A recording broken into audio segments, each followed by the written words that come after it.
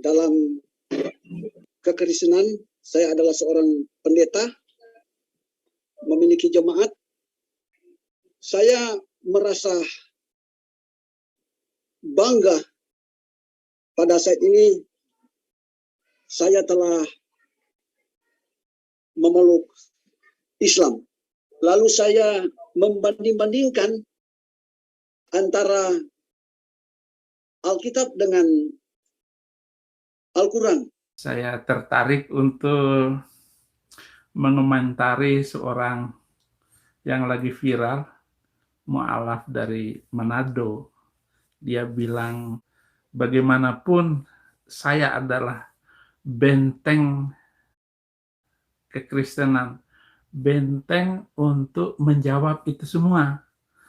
Bukan ingin mengurus agama orang lain, ataupun ingin terkenal, tetapi saya harus memberikan jawaban. Kalau saudara tahu isi dari kitab Gotoloco itu sangat menghina, bahkan boleh untuk mematikan, untuk membunuh, untuk memenggal lehernya. Si Dance Mumet ini memang orangnya mumet, makanya sekarang si Dancok Mumet itu dia nggak ngelihat dengan matanya.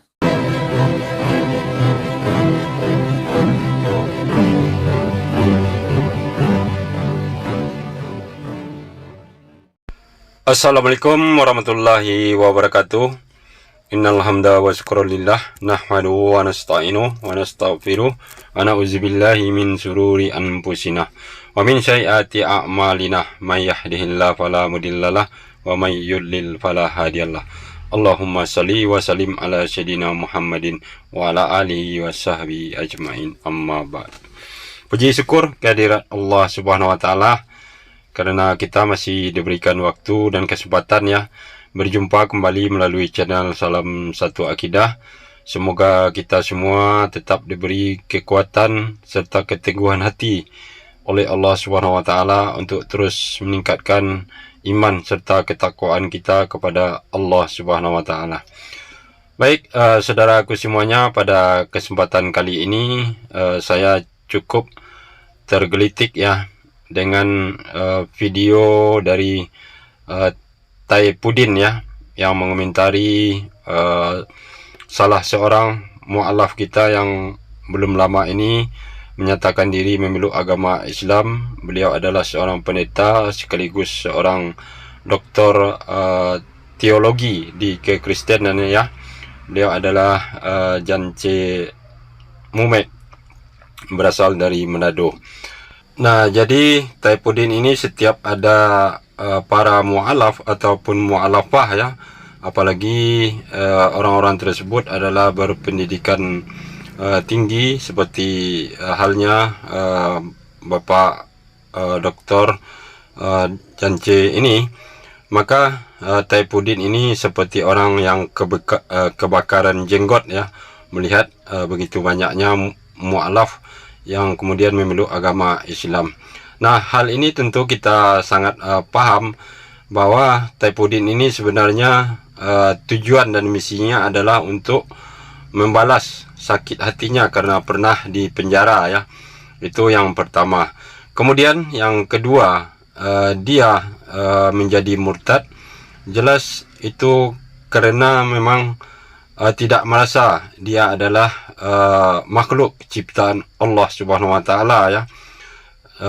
Artinya kita manusia ini adalah abdillah, artinya kita harus mengabdi kepada Allah Subhanahu wa taala sebagai makhluk ciptaan, dan pengabdian kita itu sudah ada rule-nya yang dibuat oleh Allah Subhanahu wa taala melalui kitab suci Al-Qur'an.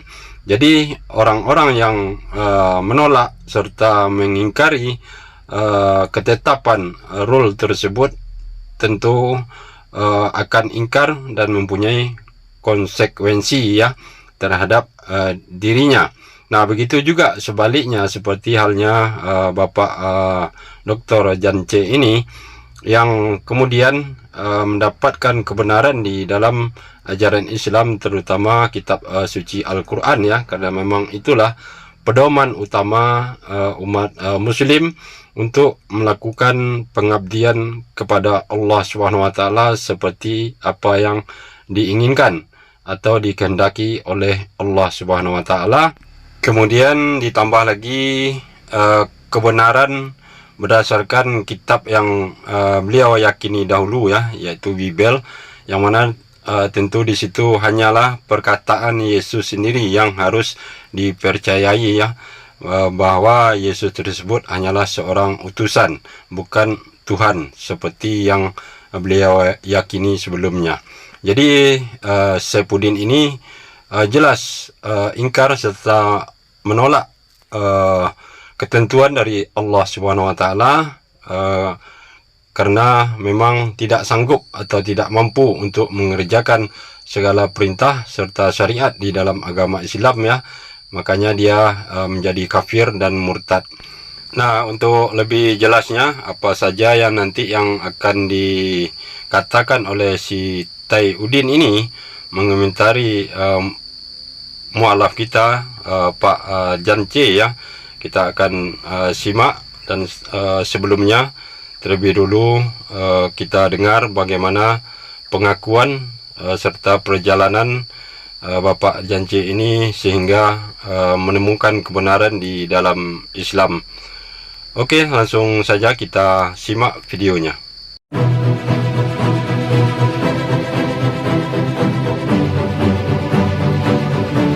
Saya adalah seorang pendeta, memiliki jemaat, dan selain itu juga saya ASN. Saya merasa bangga pada saat ini saya telah memeluk Islam.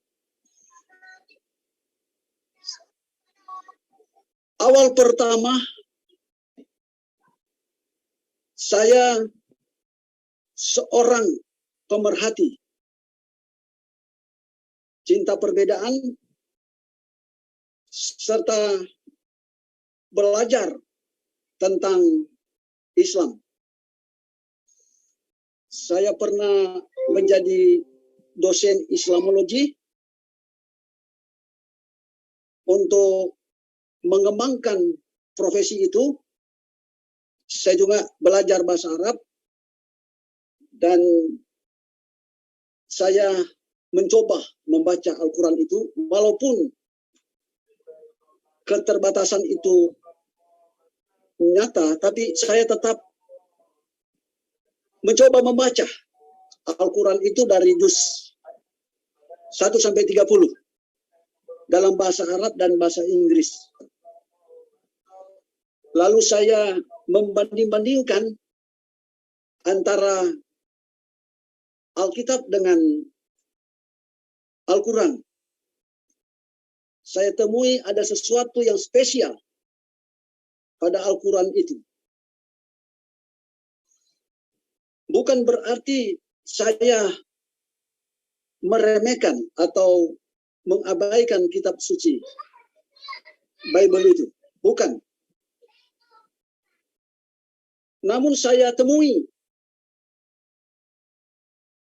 Yesus Kristus itu.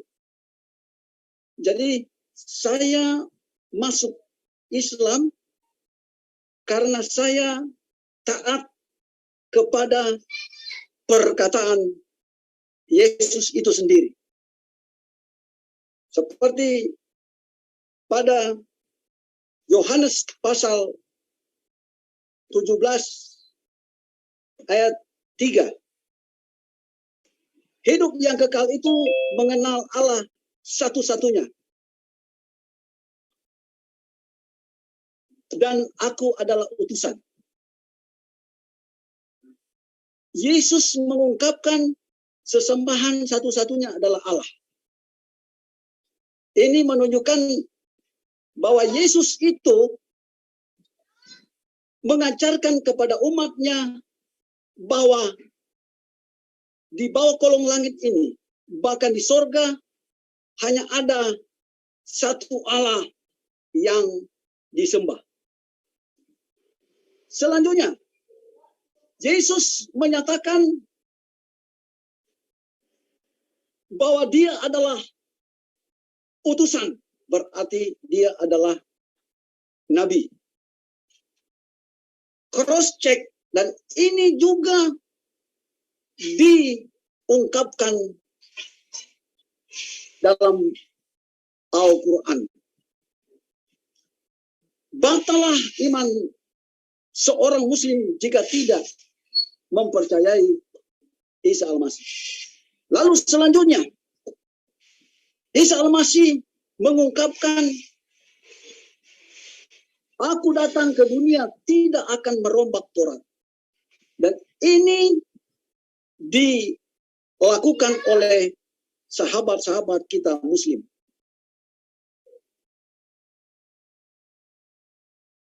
Yang ketiga, Yesus memberikan contoh kepada murid-muridnya membasuh kaki. Dan Yesus menganjurkan untuk dilakukan searah dengan perjanjian lama. Harus membasuh tangan. Nah, ini untuk maju pada suasana ibadah. Keempat, Yesus mengajarkan pada Matius 26 cara berdoa yang benar. Sujud. Lalu murid-muridnya berada pada bagian belakang.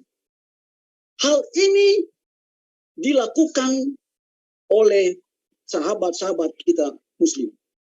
Jadi saya hanya mengikuti arah di mana Yesus berada dan mengajarkan hal yang benar. Selanjutnya, Yesus Kristus setiap kali masuk pada suasana atau berkunjung ke rumah-rumah, selalu dia mengucapkan salam atau assalamualaikum. Hal ini juga dilakukan oleh orang-orang muslim. Dan Yesus disunat, sahabat kita muslim juga melakukan itu. Lalu Yesus berpuasa 40 hari 40 malam, ini dalam kalender Yahudi 30 hari, dan itu dilakukan oleh muslim. Lalu Yesus berdoa berbahasa Aramaik. Dalam era sekarang bahasa Aramaik berkembang menjadi bahasa Arab. Kisah Para Rasul 2 ayat 11. Murid-murid Tuhan termasuk 120 murid digerakkan oleh Kudus berbahasa Arab. Salah satu bahasa digerakkan itu bahasa Arab. Lalu saya yakin bahwa apa yang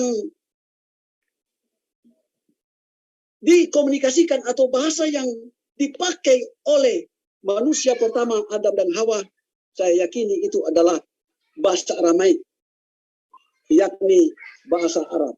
Dan sama yang dipakai oleh Abraham, Musa, saya pikir juga itu bahasa Aramaik yang berkembang menjadi bahasa Arab.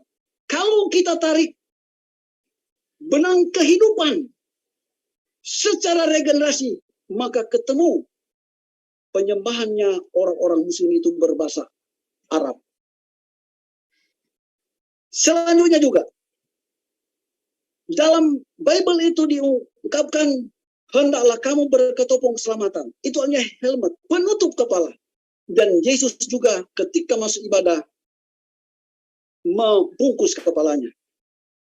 Nah, kepala itu memiliki sesuatu yang penting, perlu kita lindungi.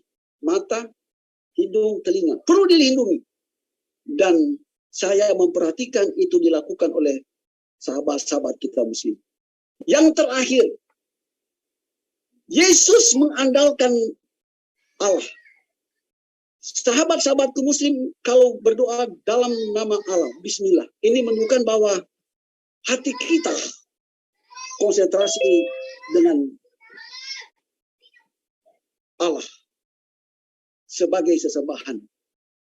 Nah, hal-hal ini yang menyebabkan saya tertarik hati saya untuk masuk Islam, bukan oleh karena dorongan orang lain, tetapi saya hanya melakukan kehendak Yesus Kristus.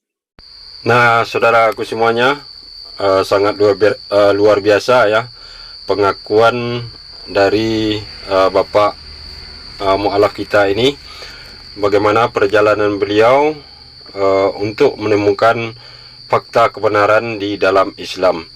Nah, tadi beliau mengatakan ada dua hal yang sangat penting ya, yang menjadi dasar, yaitu yang pertama, beliau sering belajar, mempelajari tentang Islam, khususnya kitab suci Al-Quran ya, dan mencoba membandingkannya dengan Bible yang beliau yakini sebelumnya. Nah, disitulah kemudian akal sehat beliau bekerja ya, karena dapat membedakan mana kitab yang datang dari Tuhan tentulah harus pantas dan baik untuk manusia itu sendiri serta kehidupan antar sesama manusia. Nah, kemudian juga dasar yang kedua, menurut Bible sendiri, maka di situ beliau harus mengikuti apa yang disampaikan oleh Yesus sendiri atau pengakuan Yesus sendiri ya, karena Yesus mengaku adalah utusan, bukan Tuhan ya. Maka dari situlah kemudian beliau mengambil kesimpulan bahwa benar adanya ajaran yang disampaikan oleh Allah Subhanahu wa taala melalui kitab suci Al-Qur'an. Nah, sekarang kita dengarkan bagaimana Taiuddin ini untuk menunjukkan kejahatannya ya, atau kelicikannya di dalam bersilat lidah serta memutar balik fakta. Saya tertarik untuk mengomentari seorang yang lagi viral, mu'alaf dari Manado. Dia bilang kelebihan kitab mereka daripada kitab yang lain. Itu sungguh menyenangkan saya untuk mengomentarinya. Dan saudara-saudara, bagaimanapun saya adalah benteng kekristenan, benteng untuk menjawab itu semua. Bukan ingin mengurus agama orang lain ataupun ingin terkenal, tetapi saya harus memberikan jawaban. Nah, si Taiuddin ini mengatakan dia adalah benteng dari Kristen ya. Kemudian mengatakan harus memberikan jawaban terhadap orang-orang yang masuk agama Islam serta debater Muslim. Nah, tentu saja hal ini tidak sesuai fakta ya. Yang pertama, pertanyaannya adalah sejak kapan ya umat Kristen memberikan mandat atau memberikan kuasa kepada Taiuddin ini untuk memfitnah Islam ya. Kemudian yang kedua, sejak kapan kita sebagai umat Muslim, khususnya para debater ya, dan juga para mu'alaf bertanya ke Taiuddin ini, karena itu sangat tidak penting ya kita bertanya kepada orang yang sudah sesat seperti Taiuddin ini, karena sudah keluar dari Islam. Jadi kalau dia mengatakan hanya menjawab, itu hanyalah sebuah dalih ya, yang dilakukan untuk menghindar dari apa yang sudah dilakukannya selama ini, sehingga sampai saat ini pun dia sudah menjadi buron ya, karena ditetapkan sebagai tersangka dalam penistaan agama. Oke, kita lanjut. apa yang mereka komentari, apa yang mereka isukan di media sosial. Saya berkewajiban untuk itu, bukan karena saya kepo, cari urusan, cari perkara, karena selama saya masuk Kristen ini, saya bilang, kenapa kok nggak ada pendeta yang berani menjawab mereka?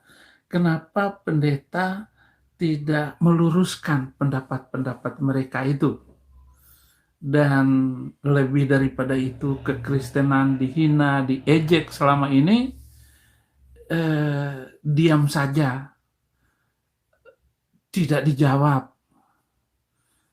Apalagi kalau saudara tahu isi dari kitab Gotoloco itu sangat menghina, bahkan boleh untuk mematikan, untuk membunuh, untuk memenggal lehernya. Itu sangat mengerikan, saudara-saudara. Sehingga saya harus menjawabnya. Saya harus tampil terdepan. Makanya saya sudah menulis 5 buku sebelum saya masuk penjara. Nah, itulah ucapan si orang yang namanya Tai Udin yang begitu jahat ya. Di awal dia mengatakan tidak mencampuri urusan agama orang lain, tidak menghina dan tidak mengurusi. Tetapi pada kenyataannya apa yang disampaikan tadi? Dia mengatakan bahwa kitab umat muslim itu adalah dibuat nama yang sangat tidak pantas ya. Yang juga ditambah lagi ada penekanan di situ bahwa ajaran di dalam Al-Quran dibolehkan membunuh, dibolehkan menghina orang lain. Nah, ini hal-hal yang tidak pernah dipelajari apalagi diyakini oleh umat Islam ya. Kalaupun si Tai Udin ini mengatakan hal tersebut, sudah sangat jelas dia ini karena merasa sakit hati ya, karena pernah dipenjara. Kemudian yang kedua, karena dasarnya Tai Udin ini adalah orang pemalas ya, artinya tidak mau mengerjakan kehendak dari Tuhan pencipta alam semesta ya, yang sudah dituliskan di dalam kitab suci Al-Quran. Hanya orang-orang yang malas, yang keberatan dengan segala tuntutan yang sudah ada di dalam kitab suci Al-Quran. Oke, kita lanjut lagi. Nah, si Dance Mumet ini memang orangnya mumet. Makanya dia lagi sering diwawancarai oleh banyak orang, oleh banyak channel mereka itu. Sehingga saking senangnya dia ngomongnya ngawur. Nah, bagaimana orang baru sebulan masuk Gotoloco, ikut ajaran Gotoloco, bisa menilai kelebihan dari Gotoloco, lalu dimintai pendapatnya oleh mereka. Apa kelebihannya, saudara? Dunia Arab sudah hancur berantakan. Syria, negeri dengan bangunan yang indah, gedung-gedungnya, kotanya, sekarang sudah hancur semuanya. Apa yang bisa diharapkan dari itu? Lalu dikatakan ada kelebihannya. Kelebihannya, ya ada kelebihannya. Merusak, mengancam, dan menyiapkan orang-orang yang mampu melakukan kejahatan lebih banyak. Sekarang si Dancok Mumet itu dia nggak ngelihat dengan matanya. Kok tiba-tiba kamu merasa hebat bahwa ada kelebihan? Ya memang ada kelebihannya. Jengkang-jengking ya, 5 kali sehari gitu. kamu nggak bakalan bisa melakukan ajaran jengkang-jengking itu. Nggak mungkin. Ditambah dengan kamu yang sesat, ya tambah sesat. Ajaran itu seluruhnya. Ya, nggak ada yang benar. Jadi khawatir sekali saya dengan si Muhammad Dancok ini ya. Bagaimana kamu menilainya baru sebulan masuk Kristen, masuk Islam, lalu mengatakan kelebihannya luar biasa. Memulai dengan bismillah dan sebagainya. Danco. Ya, Udin. Kok bisa-bisanya ya kamu mengkritiki seorang yang cerdas, seorang pendeta bergelar doktor, kemudian memilih masuk agama Islam karena menemukan kebenaran di dalam Islam ya. Memang tidak habis pikir kita ini sama si Tayudin ini ya. Kemudian dia mengatakan apa kelebihannya di Islam yang ditemukan oleh mu'alaf kita Pak Jance ya. Tentulah beliau bukan ujuk-ujuk ya tiba-tiba saja masuk memeluk agama Islam, tetapi itu melalui proses yang panjang ya, seperti yang sudah beliau utarakan di awal dengan mempelajari tentang Islam khususnya Al-Quran ya, dari berbagai bahasa. Kemudian juga membandingkannya dengan Bible ya, dan akhirnya beliau menemukan memang Al-Quran lah kitab yang benar ya. Nah, kemudian juga kenapa si Tayudin ini selalu mengatakan bahwa orang tidak akan mampu untuk melakukan apa saja yang sudah diperintahkan oleh Allah SWT yang terdapat di dalam Al-Quran. Sekali lagi bahwa itu untuk dia sendiri ya, karena dia tidak mampu, dasarnya memang orang pemalas, sehingga lebih memilih untuk keluar dari Islam ya. Padahal itu sudah menjadi ketentuan hukum alam ya. Apapun yang kita kerjakan ya dengan sungguh-sungguh, tentu kita akan mendapatkan reward atau hasil yang baik pula. Dan apabila kita melaksanakan apa yang diperintahkan oleh Allah SWT, tentu Allah pun akan memberikan reward kepada kita kelak di akhiratnya. Jadi jelas kenapa si Tayudin ini selalu kepanasan setiap kali ada orang yang mu'alaf dan mengkritik dirinya, karena dia memang sudah tidak mampu ya untuk melaksanakan atau tidak menyadari bahwa dirinya adalah manusia yang diciptakan yang seharusnya mengabdi kepada Sang Pencipta itu sendiri. Nah, demikianlah saudaraku semuanya, mudah-mudahan ke depan kita berdoa ya, semakin banyak orang-orang yang mau berpikir dan menyadari kekeliruan sehingga memilih agama Islam seperti halnya Pak Jance tadi ya. Nah, terima kasih atas perhatiannya. Saya akhiri. Assalamualaikum warahmatullahi wabarakatuh.